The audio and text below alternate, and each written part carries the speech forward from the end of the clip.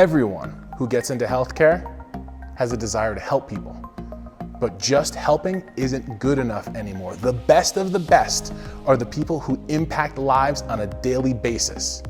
So when it comes to an educational standpoint, you've all seen textbooks that have sections on burnout. We know that athletic training as a profession has a very high percentage of people within 5 years who leave, who get out of medicine altogether, go back to school, find something different to do.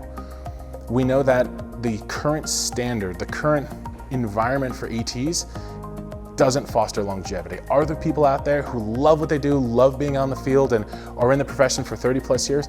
Absolutely, but that number is getting smaller and smaller each year. That the standards that you have coming out of school is higher, right? You want more.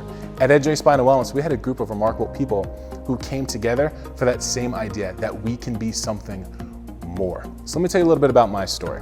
I became an athletic trainer by literally falling into the profession. An old sports injury where I collapsed out on a field, I blew out a knee, and I had Nate Cogdill from Monroe Township High School literally pick me up. And that changed the course, the path of really my entire life.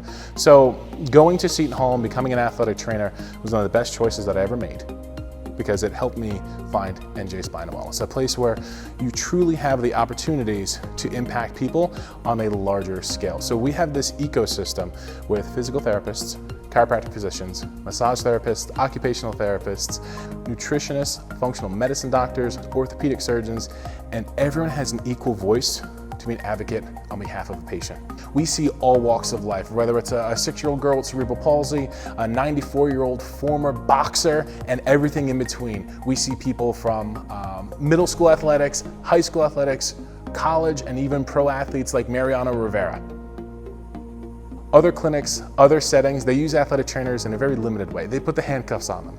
All right, go get me my heat, go get me my ice packs, set up my stims, follow this plan, and don't think. But here, that's very different. You're not encouraged, you're required to have a voice in the process, to advocate on behalf of our patients, to look at where their deficiencies are, look at their strengths, look at their weaknesses, and collaborate with the rest of the team. When it comes to patients, by the time they get to see an athletic trainer at NJ Spinal Wellness, they're what we call in the now what phase of care. So these patients may have already seen another doctor, had an evaluation, had a diagnosis, and maybe even some images. But when they get to you, they're looking at you saying, okay, now what? What are we going to do about this? And that's where you come in, because that's part of our culture. That's what we do. We help people get better faster. Every single athletic trainer on our team is a rock star. They could be the head athletic trainer for any college, any school, any setting that they want, but they choose to be here. So my question for you, are you ready for the challenge?